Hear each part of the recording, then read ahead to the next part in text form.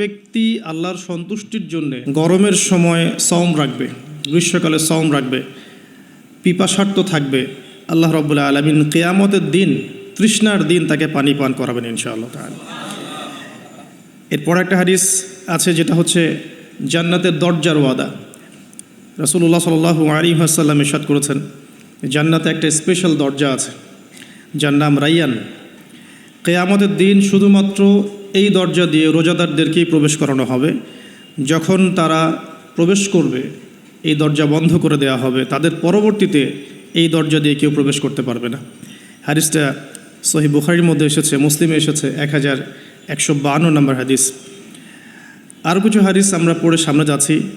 নবী করিম সাল্লাল্লাহু আলাইহি ওয়াসাল্লাম ইরশাদ করেছেন যে সওম এবং কোরআন, আমি আবারও বলছি, রমাদান মাসে কোরআন নাজিল হয়েছে। আর এই হাদিসেও এসেছে সওম এবং কোরআন কিয়ামতের দিন বান্দার পক্ষে সুপারিশ করবে। সওম বলবে, ইয়া রব, হে আমার রব, আমি তাকে খাবার এবং যৌন প্রবৃত্তি থেকে বিরত রেখেছিলাম, অতএব তার ব্যাপারে আমার সুপারিশ কবুল করুন। কোরআন বলবে, হে আল্লাহ, আমি তাকে রাতের বেলা ঘুম থেকে বিরত রেখেছি, সে রাত জেগে আমাকে তেলাওয়াত করেছে, মানে কিয়ামুল লাইল এবং তাহাজ্জুদ এবং তারাবির সালাতে তেলাওয়াত করেছে। হে আল্লাহ, আপনি তার পক্ষে আমার সুপারিশ কবুল করুন। রাসূলুল্লাহ সাল্লাল্লাহু আলাইহি ওয়াসাল্লাম বলছেন, তাদের উভয়ের সুপারিশই কবুল করা হবে ইনশাআল্লাহ তাআলা। হাদিসটা মুস্তাদরাক হাকিমে এসেছে 2080 নম্বর হাদিস। আরেকটা বিখ্যাত হাদিস যেটা আপনারা সবাই জানেন, যে মান সামা রমাদান ঈমানান ওয়া ইহতিসাবান গুফির লাহু মা তাকদ্দামা মিন যামবিহি। যে ব্যক্তি ঈমানের সাথে সওয়াবের আশায় রমাদান মাসের সবগুলো সওম রাখবে, ঈমানের সাথে সওয়াবের আশায় রমাদান মাসের সবগুলো সওম রাখবে, রাসূল সাল্লাল্লাহু আলাইহি ওয়াসাল্লাম বলেছেন, গুফির লাহু মা তাকদ্দামা মিন যামবিহি, তার পূর্বের জীবনের সমস্ত গুনাহ আল্লাহ পাক মাফ করে দেবেন ইনশাআল্লাহ। অন্য হাদিসে এসেছে, যে ব্যক্তি রমাদান মাসে সওম রাখবে দিনের বেলা এবং রাতের বেলা কিয়ামুল লাইল করবে বা তারাবির নামাজ পড়বে বা তাহাজ্জুদ আদায় করবে, গুফির লাহু মা তাকদ্দামা মিন যামবিহি, তার পূর্বের সমস্ত গুনাহ আল্লাহ পাক মাফ করে দেবেন। রোজাদারের আনন্দের মুহূর্ত সম্পর্কে হাদিসে এসেছে যে আবু হুরায়রা রাদিয়াল্লাহু আনহু থেকে বর্ণিত আছে, নবী করিম সাল্লাল্লাহু আলাইহি ওয়াসাল্লাম বলেছেন যে রোজাদারের জন্য দুটা আনন্দের মুহূর্ত আছে যখন সে আনন্দিত হবে। তার প্রথমটা হচ্ছে যখন সে ইফতার করে, এবং দ্বিতীয়টা হচ্ছে যখন সে তার রবের সাথে সাক্ষাৎ করবে, মিলিত হবে। এই দুটো সময়ে আল্লাহ রাব্বুল আলামিন তাকে আনন্দিত করে দিবেন ইনশাআল্লাহ তাআলা। অন্য বর্ণনা এসেছে যে যখন সে আল্লাহর সাথে মিলিত হবে বা আল্লাহর সাথে সাক্ষাৎ করবে কিয়ামতের দিন, আল্লাহ পাক তাকে এত পুরস্কার দিবেন যাতে সে আনন্দিত হয়ে যাবে ইনশাআল্লাহ আযজা ওয়া জাল্লা। হাদিসটা বুখারীতে এসেছে 1904 নম্বর হাদিসে। আরেকটা হাদিস কোট করেছি আমি, সেটা হচ্ছে হযরত আব্দুল্লাহ বিন আমর রাদিয়াল্লাহু আনহু থেকে বর্ণিত আছে, রাসূলুল্লাহ সাল্লাল্লাহু আলাইহি ওয়াসাল্লাম ইরশাদ করেছেন যে ইফতার করার সময় যখন সায়েম ব্যক্তি ইফতার করবে, ইফতার করার সময় সে যেন দোয়া করে, ইফতার করার সময় সে যেন দোয়া করে, কারণ তখনকার দোয়া ফেরত দেয়া হয় না, অর্থাৎ দোয়া কবুল হবে রোজাদারের ইনশাআল্লাহ আযজা ওয়া জাল্লা। আর এই হাদিসটা আমি এবারই প্রথম পেয়েছি, আগে আমি এই টপিক নিয়ে কথা বলার সময় হাদিসটা কোট করিনি কখনো। আমার কাছে মনে হলো যে হাদিসটা শেয়ার করা দরকার। হাদিসটা এসেছে মুসনাদ আহমদের মধ্যে 23,070 নম্বর হাদিস, যে হযরত আব্দুল্লাহ ইবনে আব্বাস রাদিয়াল্লাহু আনহু থেকে বর্ণিত আছে, রাসূলুল্লাহ সাল্লাল্লাহু আলাইহি ওয়াসাল্লাম ইরশাদ করেছেন যে মাসের 3টা সওম, এক মাসের 3টা সওম আমরা যেটা রাখি, মাসিক 3টা সওম আইয়ামে বীজের, এবং বছরের এক মাসের সওম অর্থাৎ রমাদান মাসের সওম, এই দুটো কাজ মানুষের অন্তরের রোগ, মনের যে রোগগুলো আছে, স্পেশালি এখানে লেখা আছে মনের রোগের মধ্যে স্পেশালি হিংসা বিদ্বেষ দূর করে দেয়, যেটা এখনকার জেনারেশনের জন্য খুব বেশি ইম্পর্টেন্ট। কারণ আমরা এই বিষয়টাই দেখি, শয়তান যেন হিংসা বিদ্বেষ মুসলিমদের কাছেই বিক্রি করেছে, ব্যাপারটা এখন এমনটাই দেখা যাচ্ছে। আল্লাহ পাক আমাদেরকে বোঝার তৌফিক দান করুন, আমিন। এবং সবশেষে আবু উমামা রাদিয়াল্লাহু আনহু থেকে বর্ণিত আছে যে তিনি বলছেন যে আমি রাসূল সাল্লাল্লাহু আলাইহি ওয়াসাল্লামকে গিয়ে বললাম যে হে ইয়া রাসূলুল্লাহ সাল্লাল্লাহু আলাইহি ওয়াসাল্লাম, আমাকে এমন একটা কাজের কথা বলে দিন যেই কাজটা করলে আমি নাজাত পেয়ে যাব বা আমি জান্নাতে চলে যাব ইনশাআল্লাহ, আমি পুরস্কার পাবো ইনশাআল্লাহ, জাহান্নাম থেকে বাঁচব। নবী করিম সাল্লাল্লাহু আলাইহি ওয়াসাল্লাম বললেন, তুমি সওম রাখো, কেননা এর চেয়ে তুলনীয় কোনো আমল নেই। তিনি বলছেন, আমি আবারও জিজ্ঞাসা করলাম, আর কি করবো ইয়া রাসূলুল্লাহ? তিনি বললেন, তুমি সওম রাখো, এর সমতুল্য কিছু নেই। তিনি বলছেন, আমি আবারও বললাম ইয়া রাসূলুল্লাহ, এরপর আমি কি করব? তিনি বলছেন, তুমি সওম রাখো, এর সমতুল্য কোনো আমল নেই। আল্লাহ পাক আমাদেরকে হাদিসগুলো বোঝার তৌফিক দান করুন, আমিন।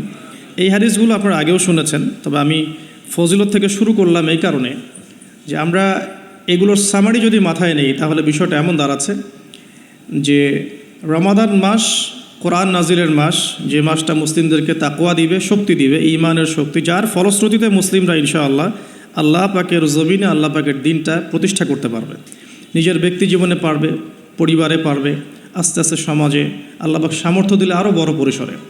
এর জন্য যে তাকওয়ার দরকার, যে শক্তির দরকার এবং যে কিতাবের দরকার, তিনটা বিষয় রমাদান মাসের সাথে সম্পৃক্ত। এর ফজিলত সম্পর্কে আমরা জানলাম যে আমরা যদি আল্লাহর সন্তুষ্টির জন্য এই পুরো মাস সওম রাখি, ঈমানের সাথে আল্লাহ পাক পূর্বের সমস্ত গুনাহ মাফ করে দিবেন। আমরা জানলাম রোজাদারের মুখের গন্ধ আল্লাহর কাছে মিশক আম্বরের চেয়ে বেশি প্রিয়। আমরা জেনেছি এই মাসে কোরআন নাজিল হয়েছে। আমরা জেনেছি রোজাদারদেরকে রাইয়ান নামক দরজায় প্রবেশ করানো হবে। নবী করিম সাল্লাল্লাহু আলাইহি ওয়াসাল্লাম স্পেশালি নসিহত করছেন, তুমি সওম রাখো, এর চেয়ে সমতুল্য কোনো আমল নেই। এটা আমাদের হিংসা বিদ্বেষও দূর করবে। এরকম অসীম ফজিলতপূর্ণ এই মাসে কিভাবে আমরা এটাকে ইফেক্টিভ রমাদান হিসেবে কাটাতে পারি, এটাই চ্যালেঞ্জ। এবং আমার টপিকটা এটাই। আমি এতক্ষণ যে কথাগুলো বলেছি এগুলো শুধু ভূমিকা। আমি মূল জায়গায় এখন যাচ্ছি যে কিভাবে আপনি এবং আমি রমাদান মাসের এই পুরো সময়টাকে ইফেক্টিভলি কাজে লাগাতে পারবো, যাতে করে এই উদ্দেশ্যগুলো অ্যাচিভ করা যায়। উদ্দেশ্যগুলো মাথায় রাখবো। ওই ব্যক্তি হতভাগা যে ব্যক্তি রমাদান মাসকে পেয়েছে কিন্তু গুনাহ মাফ করাতে পারে নাই, এই হাদিসটা মাথায় রাখবো। আর ফজিলতের হাদিসগুলো মাথায় রাখবো। কিয়ামুল লাইলের ফজিলত, রমাদানের সওম রাখার ফজিলত, রাইয়ান নামক দরজা, জান্নাতের উঁচু মাকাম, আল্লাহর কাছে সুপারিশ করা, এগুলো মাথায় রাখছি। মূল উদ্দেশ্য হচ্ছে ইফেক্টিভলি রমাদানকে কাটানো, যাতে করে তাকওয়া অবলম্বন করা যায়, তাকওয়া অর্জন করা যায়। অনেকেই শুনেছি তাকওয়া, আল্লাহ ভীতি, আল্লাহর নিষেধকৃত বস্তুগুলো থেকে দূরে থাকা, কিন্তু অর্জন করার মাধ্যমগুলো কি, কোন কোন কাজগুলোর মধ্য দিয়ে অর্জন করা যায়, এটা কিন্তু আমরা খুব একটা আলোচনা করি না। আমরা ইফেক্টিভ রমাদানের প্রথম যে কাজটার কথা লিখেছি, আমি নোট করেছি এখানে মোটামুটিভাবে 20টার কথা। তা আমি স্টার্ট করছি এখান থেকে যে ইফেক্টিভ রমাদান শুরু হবে কিন্তু আমাদের আজকে মানে সন্ধ্যার পর থেকে আর কি। আমরা নিশ্চয়ই পশ্চিমা সংস্কৃতির মতো রাত 12টার সময় রাত দিন কাটাই না। আমরা জানি আমাদের রাত এবং দিন শুরু হয় সূর্য ওঠা এবং ডোবার সাথে সম্পৃক্ত। সূর্য ডুবে গেলেই আমরা এখন রমাদানে প্রবেশ করছি। Serious dictation was driving me. সুস্থ শরীরে রমাদানের সমস্ত সওমগুলো রাখার তৌফিক দান করেন এবং রমাদান মাসটাকে ইফেক্টিভলি কাটানোর তৌফিক দান করেন। আমরা আমাদের চেষ্টাগুলো অব্যাহত রাখবো, বাকিটা আল্লাহ রাব্বুল আলামিন কবুল করার মালিক। আল্লাহ পাক চাইলে অল্প আমলেই নাজাত হয়ে যাবে ইনশাআল্লাহ আজ্জা ওয়া জাল। শুরুটা হবে মূলত তারাবি দিয়ে। আসলে আজকে আমরা তারাবি দিয়ে শুরু করছি। প্রথম যে কাজটা আমরা শুরু করছি রমাদান মাসে, সেটা তারাবি কেন্দ্রিক। তো আমরা সবাই চেষ্টা করব প্রথমত যে তারাবির সালাত জামাতের সাথে পড়ার জন্য, এবং তারাবির সালাতটাকে বর্তমান প্রচলিত 3G 4G সালাতের মতো না করা এবং সালাতের মধ্যে সৌন্দর্য নিয়ে আসা। আমরা যেটা করি রমাদান মাসে ফেসবুক, ইউটিউবিং বা লেকচারগুলো সবখানে একটা বিষয় কমন উঠে আসে, সেটা হচ্ছে 8 রাকাত না 20 রাকাত, যেটা নিয়ে আমি কোনো কথা কখনোই বলবো না ইনশাআল্লাহ। অ্যাটলিস্ট আমার পক্ষ থেকে এরকম কোনো কথা আপনারা শুনবেন না। আমরা এখানে একটা শব্দ ব্যবহার করতে চাই, সেটা হচ্ছে নামাজের কোয়ালিটি। আপনি 8 রাকাতই পড়েন আর 20 রাকাতই পড়েন, আমি বলবো যে নামাজের কোয়ালিটিটা কেমন হয়েছে। কোয়ান্টিটি নিয়ে আমার কোনো মাথা ব্যথা নাই। নবী করিম সাল্লাল্লাহু আলাইহি ওয়াসাল্লামের যে 8 রাকাতের হাদিসটা আনা হয়েছে, 8 রাকাত বা 11 রাকাতের হাদিসটা সহিহ বুখারী থেকে আয়েশা রাদিয়াল্লাহু আনহার উদ্ধৃতি দিয়ে, সেই নামাজের সৌন্দর্য সম্পর্কেও কিন্তু কথা এসেছে। আয়েশা রাদিয়াল্লাহু আনহা বলেছেন, তুমি আমাকে সেই নামাজের সৌন্দর্য সম্পর্কে জিজ্ঞেস করো না। হাদিসের কথাটা কিন্তু এমন ছিল, তুমি আমাকে, রাবিকে আয়েশা রাদিয়াল্লাহু আনহা বলছেন, তুমি আমাকে এই নামাজের সৌন্দর্য সম্পর্কে জিজ্ঞেস করো না। তিনি কিয়াম করলেন, প্রথম রাকাতেই 1 পারা 2 পারা 2.5 পারা কোরআন পড়ে ফেললেন এবং রুকু করলেন। রুকুতে ততক্ষণ থাকলেন যতক্ষণ তিনি কিয়ামে ছিলেন। রুকু থেকে উঠে ততক্ষণ দাঁড়িয়ে থাকলেন যতক্ষণ রুকুতে ছিলেন। সিজদায় গিয়ে ততক্ষণ থাকলেন যতক্ষণ যেত। আমরা রাকাত সংখ্যা নিয়ে ঝগড়া করি, কিন্তু তিনি অল্প রাকাত নামাজের যে দলিল, সেখান থেকে আমরা কোয়ালিটি নিয়ে কথা বলি না। আদৌ কি আমরা এভাবে 8 রাকাত নামাজ পড়ছি যেভাবে রাসূলুল্লাহ সাল্লাল্লাহু আলাইহি ওয়াসাল্লাম পড়েছেন? তো রাকাত সংখ্যাটা বড় কথা নয়, বড় কথাটা হচ্ছে যে আমাদের নামাজের কোয়ালিটিটা কতটুকু হচ্ছে।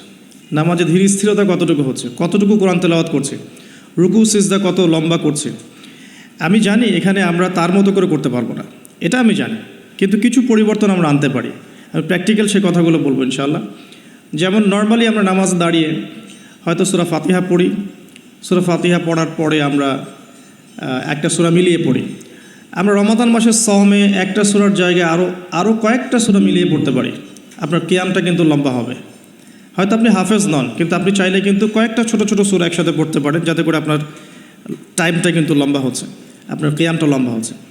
এবার আপনি রুকু করছেন, রুকুতে গিয়ে আমরা সাধারণত একটা তাসবিহ পড়ে ফেলি, সুবহান রাব্বিয়াল আযীম, সবাই এটাই পড়ি, ম্যাক্সিমাম মানুষ 3 বার পড়ে আমার জানা মতে। রমজান মাসে আপনি এটাকে সৌন্দর্যমণ্ডিত করতে পারেন, আপনি চাইলে আরও একটা তাসবিহ অ্যাড করতে পারেন, সুবহানাকা আল্লাহুম্মা রাব্বানা ওয়া বিহামদিকা আল্লাহুম্মা গফিরলি, এটা একটা তাসবিহ আছে। অথবা সুবহুন কুদ্দুসুন রব্বুল মালাইকাতি ওয়ার রূহ, এটা অ্যাড করতে পারেন। আপনি কিন্তু আরও এক্সট্রা 2টা তাসবিহ অ্যাড করলেন, আপনার রুকুটা লম্বা হলো, নামাজটার মধ্যে সৌন্দর্য বাড়লো। আমরা উঠে দাঁড়িয়ে অনেক সময় সামি আল্লাহু লিমান হামিদা বলেই আমরা চলে যাই সিজদায়। আমরা কিন্তু ওখানে রব্বানা ওয়া লাকাল হামদের পরেও হামদান কাসীরান তাইয়িবান মুবারাকান ফীহি বলতে পারি, সময়টা বাড়লো, রুকুটার সৌন্দর্য বাড়লো। সিজদায় গিয়ে আমরা যা করি সুবহান রাব্বিয়াল আ'লা 3 বার বলি, উঠে চলে আসে। অনেকে হয়তো 3 বারের জায়গায় 5 বার, 7 বার, 10 বার অনেকে এইভাবে বলি। কিন্তু আমরা এই রমজান মাস থেকে নিয়াত করতে পারি, চেষ্টা করতে পারি যে সিজদায় গিয়ে আমরা একাধিক তাসবিহ পড়লাম এবং কমপক্ষে 1-2টা দোয়া হলেও সিজদায় করলাম। আল্লাহুম্মা আতিনা ফিদ দুনিয়া হাসানা ওয়া ফিল আখিরাতি হাসানা ওয়া কিনা আযাবান নার। এই দোয়াটা জানে না এমন কোনো মানুষ কিন্তু নাই। আর নবী সাল্লাল্লাহু আলাইহি ওয়াসাল্লাম বলেছেন, সিজদায় মানুষ আল্লাহর এত কাছে থাকে যত কাছে সে কখনোই থাকতে পারবে না। তো আমরা সিজদায় দোয়া করলে সিজদার সময়টা বাড়লো, নামাজের সৌন্দর্য বাড়লো। আমরা নবী সাল্লাল্লাহু আলাইহি ওয়াসাল্লামের মতো পা ফোলানো নামাজ না পড়তে পারলেও অ্যাটলিস্ট নামাজের টাইমটা বাড়াতে পারলাম, সৌন্দর্য বাড়লো। এটাই হচ্ছে কিন্তু মূল বিষয় তারাবির সালাতের। কত লম্বা সময় ধরে আমি আল্লাহর সাথে কথোপকথন করতে পারি। আমরা তাশাহুদ দরুদের পরে দোয়া মাসুরা পড়ে অনেকে সালাম ফিরিয়ে ফেলি। এখানে কিন্তু আরও দোয়া করার সুযোগ আছে। স্পেশাল আল্লাহুম্মা ইন্নী আউযু বিকা মিন আযাবিল কবরি ওয়া আযাবি জাহান্নাম ওয়া মিন ফিতনাতিল মাহইয়া ওয়াল মামাত ওয়া মিন শাররি ফিতনাতিল মাসিহিদ দাজ্জাল। এই দোয়া কিন্তু করার কথা জোরভাবে হাদিসে এসেছে, তোমরা 4টা বিষয় থেকে আশ্রয় চাও। এছাড়াও কিন্তু আপনি সালাম ফেরানোর আগে যে কোনো দোয়াই করতে পারছেন কোরআন এবং সুন্নাহ থেকে। নামাজটা লম্বা হলো, নামাজে আপনি আল্লাহর সাথে বেশি কথা বলতে পারলেন, নামাজের মধ্যে প্রশান্তি পাওয়া গেল। এভাবে নামাজ পড়ার পরে দেখবেন 2 রাকাত নামাজ পড়লে আপনার মনের মধ্যে শান্তি চলে আসছে। অথচ 3G 4G স্পিডে আপনি 10 রাকাত 20 রাকাত নামাজ পড়লে কিন্তু মনের মধ্যে শান্তি পাচ্ছেন না। মূল বিষয়টা কিন্তু এই জায়গায়। তো প্রথমে স্টার্টটা হবে আমাদের তারাবি থেকে আজকে। আর তারাবির সালাত যে ইমাম পড়াবেন, আমি অবশ্যই রিকোয়েস্ট করব তিনি যেন খতমই পড়ান। কারণ রমজান মাসে যদি কোরআন খতম না দিই তাহলে আমরা কোন মাসে কোরআন খতম দিব? এবং খতম দিতে হবে বলেই যে খুব জোরে তেলাওয়াত করতে হবে 5G স্পিডে, যাতে কেরাত কি করা হচ্ছে ইমাম সাহেবও বুঝতে পারছেন না, মুক্তাদিও বুঝছেন না। এখানে নামাজে কোরআনের হকটা ঠিকমতো আদায় হয় না। একটু ধীর স্থিরভাবে পড়া যেতে পারে। আমরা হয়তো প্রত্যেকটা আয়াতের শেষে ওয়াকফ করতে পারছি না, যেটা নবী সাল্লাল্লাহু আলাইহি ওয়াসাল্লামের সুন্নাহ ছিল। নবী করিম সাল্লাল্লাহু আলাইহি ওয়াসাল্লাম কিন্তু প্রত্যেকটা আয়াতের শেষে ওয়াকফ করতেন, থামতেন, থেমে থেমে তিনি তেলাওয়াত করতেন। হয়তো আমরা সেটা করতে পারি না, কিন্তু আমরা চেষ্টা করতে পারি তেলাওয়াতটার টেম্পোটা যেন কমে যায়, যাতে করে 2 রাকাত নামাজ পড়তে মিনিমাম 5 থেকে 8 মিনিট সময় লাগে। এই নামাজটা পড়লে আমরা মোটামুটিভাবে কিছুটা হলেও হক আদায় করতে পারবো ইনশাআল্লাহ। আমি কিছু প্র্যাকটিক্যাল কথা বলছি, কারণ প্র্যাকটিক্যালি দেখে দেখে আমার কাছে এগুলো মনে হয়েছে, এই টিপসগুলো হয়তো বা এগুলো কাজে দিবে ইনশাআল্লাহ। এছাড়াও আমরা জামাতের সাথে নামাজ পড়ার পর আমরা যেটা করতে পারি সেটা হলো শেষ রাত্রে আমরা আবারও ওঠার অভ্যাস করতে পারি। আমরা যদি আর্লি ঘুমিয়ে যাই, এবং রমাদান মাসে আমাদের এটা অভ্যাস করতে হবে, আমরা যেন আর্লি ঘুমাই। আর্লি যদি ঘুমিয়ে যাই আমরা শেষ রাত্রে ইনশাআল্লাহ সাহারি করার মিনিমাম 1 ঘন্টা 1.5 ঘন্টা আগে যদি উঠতে পারি, শেষ রাতে গিয়ে আমরা আবারও কিন্তু 2-4 রাকাত 8-10 রাকাত নামাজ পড়তে পারবো ইনশাআল্লাহ, এবং পরিবারের সদস্যদেরকে ওঠাতে পারবো। আর এই সময়টা সেই সময় যে সময় আল্লাহ রাব্বুল আলামিন প্রথম আসমানে নেমে আসেন এবং বান্দার জন্য আহ্বান করতে থাকেন, কে আছো আমার কাছে কিছু চাইবে আমি তোমাকে তা দেবো, কে আছো আমাকে ডাকবে আমি তোমার ডাকে সাড়া দেবো, কে আছো আমার কাছে ইস্তেগফার করবে আমি তোমার গুনাহগুলোকে মাফ করে দেবো। তো শেষ রাত্রে দোয়া কবুল হয়। দোয়া কবুলের এই সময়টাতে আমরা যেন ঘুমিয়ে না কাটাই, মিনিমাম 1 ঘন্টা আগে আমরা ওঠার চেষ্টা করব শেষ রাত্রে।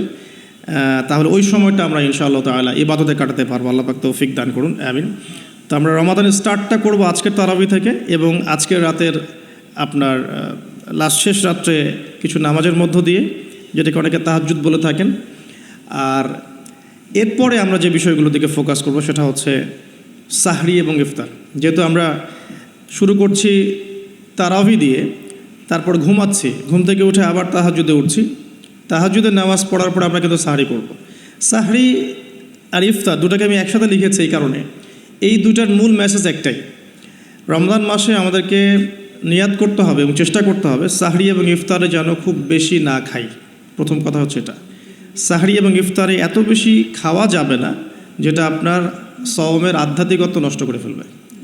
সওমের যে রুহানিয়াত বা আধ্যাত্মিকত্ব আছে এটা বেশি খেলে নষ্ট হয়ে যাবে, বেশি ঘুমালে নষ্ট হয়ে যাবে, বেশি কথা বললে নষ্ট হয়ে যাবে, আড্ডা পিটালে গল্প করলে, অনলাইনের সময় অপচয় করলে বা অন্যান্য মুভিজগুলো দেখলে আপনার রমাদানের নূর কিন্তু নষ্ট হয়ে যাবে। বেশি খাওয়ার অভ্যাসটা ত্যাগ করতে হবে রমাদান মাস থেকেই। আমরা কিছু কিছু বিধান দেখেছি যেটা কোরআন এবং হাদিসে আছে, বাস্তবিক খুব একটা আমল আসলে নাই। তার মধ্যে অন্যতম একটা হচ্ছে খাওয়ার সুন্নত।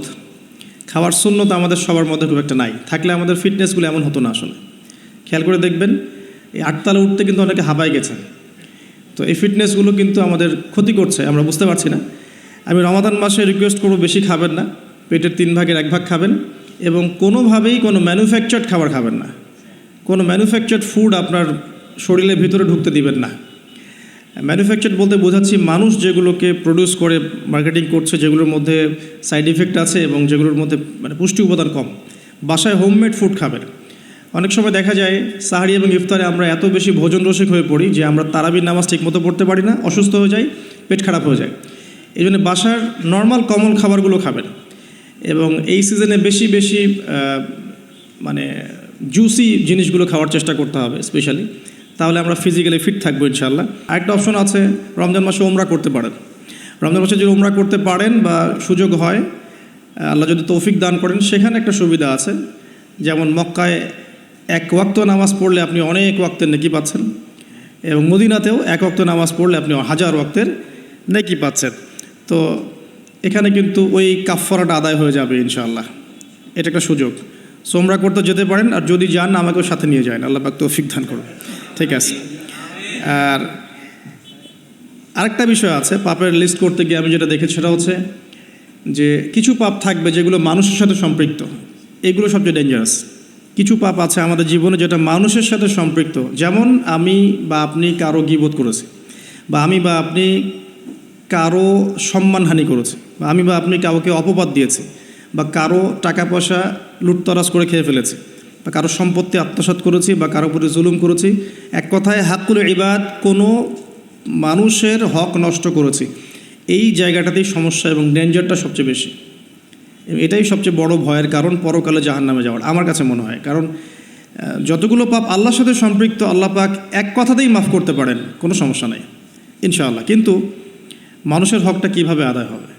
যতক্ষণ পর্যন্ত না তার হক তাকে ফিরিয়ে দিচ্ছি, যদি কারো অর্থ সম্পদ নষ্ট করে থাকি তাকে ফিরিয়ে দেয়া, অথবা তার পরিবারকে ফিরিয়ে দেয়া, বা তার পক্ষ থেকে দান সদকা করা, এছাড়া কোনো অপশন দেখা যায় না। ফ্যামিলির 1 মাসের ইফতারে কত টাকা যেতে পারে? হয়তো 2000, 2500, 3000, এতটুকু টাকা যাবে। আমরা কিন্তু চেষ্টা করলেই পারি যে এই রমাদানে আমি 100টা পরিবারের দায়িত্ব নিব। 100টা পরিবারের জন্য যে টাকাগুলোর প্রয়োজন সেটা আমি অনলাইনের মাধ্যমে মানুষের কাছ থেকে কালেক্ট করতে পারি, অফলাইনেও করতে পারি, করে ইফতার প্যাকেজ রেডি করতে পারি, করে 100টা পরিবারকে পৌঁছে দিতে পারি। এতে করে যেটা হবে, আপনি অন্যকে ইফতার করাচ্ছেন, অন্যের ইফতার করানোর ফলে ওই রোজার নেকিটা কিন্তু আপনি পাচ্ছেন। এটা কিন্তু হাদিস, যে কেউ যদি কাউকে ইফতার করায়, ওই ইফতার করানোর নেকিটা, ওই রোজার নেকিটা আপনি কিন্তু পেয়ে যাবেন। আপনাকে এক্সট্রা দেওয়া হবে, আল্লাহ পাক তার নেকি থেকে আপনাকে দিবেন না, এক্সট্রা একটা রোজার নেকি আপনি পাবেন ইনশাআল্লাহ। তো রমাজানের সাদাকা প্রজেক্ট করতে পারেন এবং ঈদের প্রজেক্টও করতে পারেন। ঈদের সামগ্রী অনেক মানুষের কেনার সামর্থ্য নাই, অনেক মানুষেরই নাই। আপনি ঈদের সময় ঈদের খুশি একটা প্রজেক্ট করতে পারেন। এখানে আপনি টাকা কালেক্ট করলেন, পরিবার ওয়াইজ কত টাকা করে লাগে ভাগ করলেন, ভলেন্টিয়ার ক্রিয়েট করলেন, দিয়ে আসলেন বাড়ি বাড়ি। এই কাজগুলো এখন অমুসলিমরা করছে না, খ্রিস্টানরা করছে না, অনেক এনজিও করছে না। এই মানব সেবামূলক কাজগুলো থেকে মুসলিমরা পিছিয়ে পড়ছে বলেও কিন্তু অনেকেই ওই দিকে আকৃষ্ট হচ্ছে এবং ওদিকে গিয়ে নিজের ধর্ম বিক্রি করে দিচ্ছে। আপনারা দেশের বিভিন্ন জায়গায় ঘুরতে থাকেন, এগুলো বুঝবেন যে সমাজ সেবার নামে অনেকেই মানুষকে কনভার্ট করেছে ইসলামের থেকে অন্য ধর্মে। সো আমাদের উচিত বেশি বেশি সোশ্যাল ওয়ার্ক করা, গাছ লাগানো, বেশি বেশি উচিত রক্তদান কর্মসূচি করা, সোশ্যাল কাজ করা, এতিমদের জন্য কোনো প্রজেক্ট করা, বিধবাদের জন্য কোনো প্রজেক্ট করা, মেয়েদের জন্য কোনো সেলাই মেশিনের প্রজেক্ট করা, কর্মসংস্থানের প্রজেক্ট করা। স্পেশালি রামাদানে আপনারা চাইলেই রামাদানের ইফতার প্রজেক্ট করতে পারেন, ঈদের খুশি একটা প্রজেক্ট করতে পারেন। যাদের সামর্থ্য আছে আপনারা কিন্তু করতে পারবেন। আল্লাহ পাক তৌফিক দান করুন, আমিন।